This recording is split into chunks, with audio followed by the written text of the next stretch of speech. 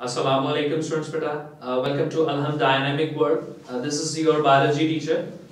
Students 9th chapter number 1 Introduction to Biology हम लोगों ने शुरू किया है और आज हम लेक्चर नंबर 4 पे एक नया टॉपिक शुरू करने वाले हैं that is all about the careers in biology. कि बायोलॉजी रेफरेंस से जो स्टूडेंट्स हैं वो अपनी फील्ड में अर्निंग किस तरह से कर सकते हैं, उनके लिए फॉर द फ्यूचर क्या अपॉर्चुनिटीज हैं जिन्हें वो जाकर ज्वाइन कर सकते हैं। बड़ा बुक ये कहती है कि वो स्टूडेंट्स जो आज हैं उन्होंने कल को लीडरशिप्स की पोस्ट संभालनी है, क्योंकि आज के जो स्टूडेंट्स हैं इन्होंने ही कल को जाके हायर पोस्ट पे ऑक्यूपेशन शो करनी है। अगर आज के students latest fields of biology and latest field of technology को अंडरस्टैंड नहीं करते तो ये बाद में आने वाली जो जनरेशन है उनके लिए काफी ज्यादा प्रॉब्लमैटिक हो सकता है। क्योंकि अगर एक पर्सन लेटेस्ट टेक्नोलॉजीज को यूज करना जानता है तो वो मटेरियल्स को और चीजों को ज्यादा अच्छे वे में यूज कर सकता है, उनको ज्यादा अच्छे तरीके से यूटिलाइज कर सकता है बेटा। तो इस चीज के लिए बहुत जरूरी है कि एक पर्सन जो बायोलॉजी की फील्ड से लिंक है उसके पास latest field of biology and latest field of technologies का नॉलेज भी होना चाहिए। अब एक पर्सन अपने जो बायोलॉजी की फील्ड में रहता है उसके लिए फ्यूचर में कौन सी पॉसिबिलिटीज हैं जिन्हें जाकर वो ज्वाइन कर सकता है। तो हम यहां पर आज चंद एक ऐसे करियर्स पढ़ेंगे जो बायोलॉजी की फील्ड में लिंक जो स्टूडेंट है उसे ज्वाइन भी कर सकता है और उसे अपना अर्निंग सोर्स भी बना सकता है। अब उस फील्ड तक पहुंचने के तरीके बेटे मैं आप लोगों को यहां पर आज बताऊंगा। हमारी सबसे पहली और सबसे इंपॉर्टेंट फील्ड आती है मेडिसिन एंड सर्जरी। मेडिसिन और सर्जरी के बारे में शुरू करते हैं। Medicine is a field which is related to the diagnosis and treatment of various types of disease. एक ऐसी फील्ड जिसमें किसी भी डिजीज की डायग्नोसिस की जाती है, उसका पता लगाया जाता है कि एग्जैक्टली तौर पर प्रॉब्लम है क्या, प्रॉब्लम कहां पर है, बॉडी के किस ऑर्गन में है। अगर एक पर्सन डॉक्टर के पास जाता है, वो डॉक्टर उस पर्सन के फेस को देख के मेडिसिन नहीं लिख देता, बल्कि वो पहले उससे पूछता है कि जी आपको क्या प्रॉब्लम है, आप उसको अपने सिम्टम्स बताते हैं वो कि जी मुझे हेडेक है, मुझे माइग्रेन हो रही है, सर में दर्द, व्हाटसोएवर। तो डॉक्टर उन सभी सिम्टम्स को एनालाइज करता है क्योंकि उसके पास जो पहला नॉलेज उसने खुद पढ़ा हुआ है डॉक्टर ने, वो उन सभी को रिकॉल करके उसकी डिजीज को डायग्नोज करता है, उसका पता लगाता है कि जी इस पर्सन को ये बीमारी है। अच्छा, जैसे ही वो उस प्रॉब्लम का पता लगा लेता है फौरन से पहले उसके पास जो उस चीज को या उस डिजीज को ट्रीट करने के लिए जो मेडिसिन है वो प्रिस्क्राइब कर देता है। आइदर या तो वो मेडिसिन से ठीक हो जाए और अगर वो वहां से मेडिसिन से ठीक नहीं होती तो वो सर्जरी करके कट करके बॉडी को उससे रिमूव करवा सकता है। तो मेडिसिन एक ऐसी फील्ड है जिसमें किसी भी प्रॉब्लम की, किसी भी डिजीज की डायग्नोसिस की जाती है और उसका ट्रीटमेंट किया जाता है बेटा। तो ये हो गई जी पहली फील्ड मेडिसिन। नेक्स्ट आगे बेटा सर्जरी। सर्जरी एक ऐसी फील्ड है जिसमें किसी भी बॉडी पार्ट को या तो रिपेयर किया जाता है या रिप्लेस किया जाता है या फिर उसे रिमूव कर दिया जाता है। Surgery is a field in which part of the body में बी रिपेयर, रिप्लेस और रिमूव। एक ऐसी फील्ड जिसमें बॉडी के पार्ट्स को जो प्रॉब्लम क्रिएट कर रहा है उसे रिपेयर कर दिया जाता है, उसे रिप्लेस कर दिया जाता है, मतलब उसकी जगह नया पार्ट लगा दिया जाता है या फिर उसे परमानेंटली तौर पे बॉडी के बाहर निकाल दिया जाता है। तो the field in which the part of a body में बी रिपेयर, रिप्लेस और remove is known as the surgery. For example बेटा, a person having a kidney stone, एक पर्सन जिसकी किडनी में स्टोन है वो डॉक्टर के पास जाता है। डॉक्टर क्या करता है, दो तरीके हैं, या तो वो लिथोट्रिप्सी करेगा यानी वो हाई रेज होंगी, हाई पावरफुल रेज, वो उसके ऊपर बमबार करेगा, स्टोन ठीक हो जाएगा, या वो उसको कट करके पहले केस में उसने रिपेयर कर दिया, या तो उसे रिप्लेस कर देगा। अगर किडनी पूरी खराब हो रही है तो वो उससे निकाल के उसी के रिलेटिव में से किसी की किडनी उसे लगा सकता है या फिर उस किडनी को परमानेंटली तौर पे निकाल सकता है, क्योंकि पेयर ऑफ किडनी मौजूद होते हैं और एक पर्सन एक किडनी पे सर्वाइव कर सकता है। तो सर्जरी के अंदर रिपेयर, रिप्लेस और इम्प्रूवमेंट होती है। और ये फिनोमेना सिर्फ किडनी की हद तक नहीं है, लिवर में भी ऐसा होता है। लिवर ट्रांसप्लांटेशन हो जाती है, किडनी ट्रांसप्लांटेशन हो जाती है, आई ट्रांसप्लांटेशन हो जाती है।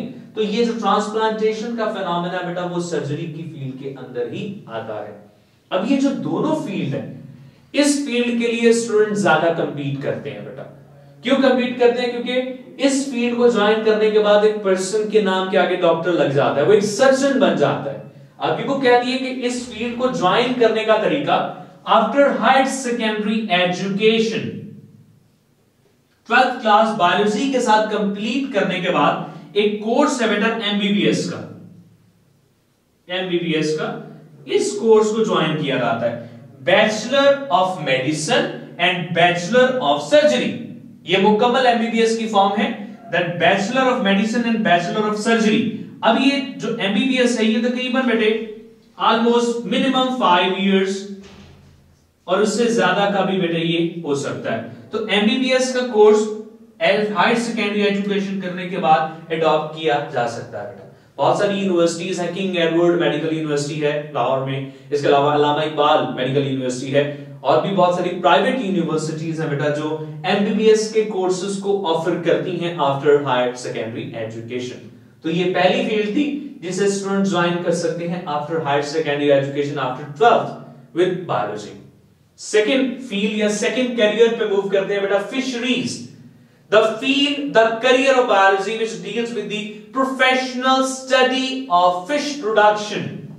एक ऐसी फील्ड जिसमें प्रोफेशनली तौर पर या प्रोफेशनली तौर पे फिशेस की प्रोडक्शन को देखा जाता है। Professional study of fish production, fish की प्रोडक्शन को प्रोफेशनली तौर पर देखा जाता है कि how the fishes can be produced, fishes को कैसे बनाया जाता है, कि फिशेस के ब्रीडिंग सीजन कौन से हैं, उनके स्पॉनिंग या एग लेइंग सीजन कौन से हैं, उनके मेटिंग सीजन कौन से हैं, उनके ग्रोथ सीजन कौन से हैं, उन सभी फिशेस का आइडेंटिफिकेशन करना। लाइक जो टेलापिया है, एक फिश का नाम है बेटा, इसका ब्रीडिंग सीजन समर टाइम के अंदर होता है, डिफरेंट टाइम्स है, और हर फिश की ग्रोथ का टाइम डिफरेंट होता है, स्पॉनिंग का टाइम, रिप्रोडक्शन का टाइम, ये सारे डिफरेंट होते हैं बेटा। अब ये जो एक पर्सन फिशरीज की फील्ड को ज्वाइन करता है, वो क्या क्या सर्विसेज कर सकता है? वो दो काम करता है, वो फिशेस की क्वालिटी और क्वांटिटी को इनहांस करने पे काम करता है। Quality and quantity of fish production, ये फिशेस की जो क्वालिटी है, उसकी जो प्योरिटी है उसे इंक्रीज करता है, उसकी क्वांटिटी, उसके नंबर को बढ़ाने के लिए काम करता है, वेरियस टेक्नोलॉजीज को इस्तेमाल करता है। अब इस फील्ड को ज्वाइन करने का तरीका, after the masters and bachelor degree, यानी कि 14 and 16 year of education, bachelor and master degree with zoology and fisheries, fisheries और zoologies करने के बाद इस फील्ड को ज्वाइन किया जा सकता है। zoology और फिशरी की फील्ड को करने के बाद, फिशरीज और zoology पढ़ने के बाद इस फील्ड को ज्वाइन किया जा सकता है। और पाकिस्तान में बेटे बहुत सारे ऐसे इंस्टीट्यूशंस हैं, पाकिस्तान में बहुत सारे ऐसे इदारे हैं जो फिशरीज करने वालों को जॉब्स देते हैं। जिन्होंने फिशरीज की हो या जिन्होंने zoology की हो, तो उन्हें प्रोफेशनली तौर पर वो हायर करते हैं ताकि वो फिशेस की क्वालिटी और क्वांटिटी को बेहतर बनाने में उस इंस्टीट्यूशन की मदद कर सकें। तो ये था बेटा हमारा सेकंड कैरियर। नेक्स्ट है बेटा agriculture, very important. Agriculture is a field which is related to the food crops and animals, जो दो से लिंक करता है, फूड क्रॉप्स जो हम खाने में इस्तेमाल करते हैं, और वो एनिमल जिन्हें एज अ फूड सोर्स के तौर पे इस्तेमाल किया जाता है, उनकी ग्रोथ की करवाते हैं। Agriculture is a field which is related to the production of animals that can be the source of food, जिन्हें एज अ फूड सोर्स के तौर पे इस्तेमाल किया जा सकता है, जिन्हें एज अ फूड सोर्स के तौर पे यूटिलाइज किया जा सकता है। और फूड क्रॉप्स, ये मैंने सेपरेटली यहां पर पहले लिख दिया कि वो एनिमल्स जिन्हें फूड सोर्स के तौर पे इस्तेमाल किया जा सकता है, और फूड क्रॉप्स जो कि हम खाने के तौर पे इस्तेमाल करते हैं, इन दोनों की प्रोडक्शन की बात करते हैं। सो एग्रीकल्चर में इन दो चीजों की, एनिमल्स की और फूड की, जो प्लांट्स की कैटेगरी में आते हैं, उनकी ग्रोथ की बात की जाती है। एग्रीकल्चर जो होते हैं, जो इस फील्ड को पढ़ते हैं, वो इन फूड क्रॉप्स और एनिमल्स की डेवलपमेंट की बात करते हैं, वो उससे ग्रो करवाने की बात करते हैं, ज्यादा ऐसी टेक्निक्स वो इंड्यूस करवाते हैं जिससे प्लांट और एनिमल ज्यादा अच्छे ग्रो कर सकते हैं। अब फूड क्रॉप्स कौन कौन सी हो सकती हैं? ज्यादातर उनमें आ जाती है वीट, राइस और कॉर्न। वीट, राइस और कॉर्न फूड क्रॉप्स, ये वो फूड क्रॉप है जिनकी वो डेवलपमेंट की बात करते हैं। Agriculturist work for the betterment of the production of the food crops including wheat, rice and corn, and animals like cows and buffaloes. Cows and buffaloes. तो cows और buffaloes की प्रोडक्शन की बेटे बात की जाती है, जिन्हें हम एज अ फूड सोर्स के तौर पे इस्तेमाल करते हैं। इस फील्ड को ज्वाइन करने का तरीका, पाकिस्तान में after higher secondary education Pakistan में बहुत सारी यूनिवर्सिटीज हैं जो एग्रीकल्चर के कोर्सेज को ऑफर करती हैं। जैसा कि एक पूरी की पूरी यूनिवर्सिटी है, यूनिवर्सिटी ऑफ एग्रीकल्चर, इसके अलावा पंजाब यूनिवर्सिटी है, और भी बहुत सारी यूनिवर्सिटीज हैं जो एग्रीकल्चर के कोर्सेज को ऑफर करती हैं एज अ मास्टर डिग्री के तौर पे। तो इन फील्ड्स को ज्वाइन करने के बाद एक पर्सन एग्रीकल्चर की फील्ड को ज्वाइन कर सकता है बेटा। नेक्स्ट पॉइंट आ जाता है बेटा एनिमल हस्बेंड्री। समटाइम इसे एग्रीकल्चर का ही पार्ट कंसिडर किया जाता है, लेकिन इसमें थोड़ा सा डिफरेंट है। Animal husbandry deals with the caring and breeding of domestic animals. ये डील करता है बेटा डोमेस्टिक एनिमल्स के साथ। डोमेस्टिक एनिमल्स जिन्हें हम लाइव स्टॉक्स कहते हैं, जिन्हें लाइव स्टॉक कहा जाता है।